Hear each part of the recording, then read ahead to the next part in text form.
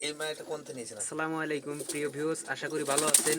আজকে আমার এক দাদা বাসায় চলে আসলাম। আসলে রাত্রিবেলা দেখানোর মতন কিছু নাই, তবে দাদা অত্যন্ত ভালো একজন লোক, সে কবুতর বাজি করে। তো আপনারা দেখেন, কিছু কবুতর আপনাদের মাঝে শর্ট করাবো। যদি আপনাদের পছন্দ হয় তাইলে আমাদের চ্যানেলটা সাবস্ক্রাইব করে দিয়ে আমাদের পাশে থাকবেন, আর ইনশাল্লাহ সুন্দর সুন্দর ভিডিও আপনাদের উপহার দেব, দেখতেই থাকুন।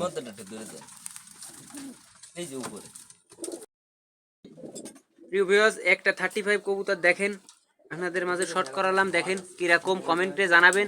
আর আমার এই চ্যানেলটা যে যে দেখবেন সাবস্ক্রাইব করে দেবেন আর পাশে থাকবেন।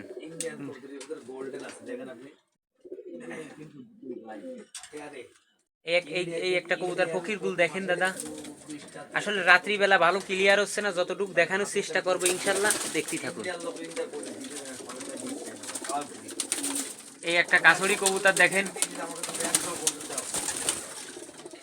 এই টেডি কবুতরের শর্ট করা আছে, দেখতে থাকুন আপনারা।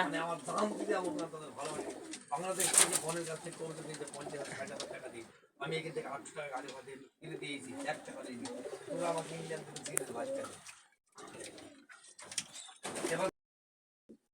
সুন্দরী আছে, ছোট সাদা, এটা বাদামি ছোট। টাকা আসবে নাকি? হ্যাঁ হ্যাঁ, টাকা আসলে আসবে, সমস্যা নেই, টাকা তো ভালো।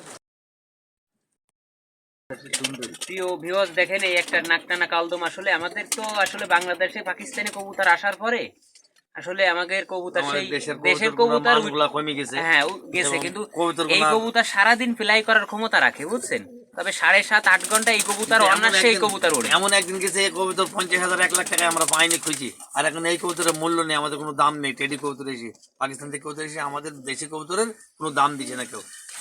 আসলে এমনই একটা বিষয় যে এই কবুতর মনে করেন যে কোনো একটা কবুতরের সাথে ক্রস দিলে সারাদিন ওড়ার ক্ষমতা রাখে, বুঝছেন। তো দেখতেই থাকুন।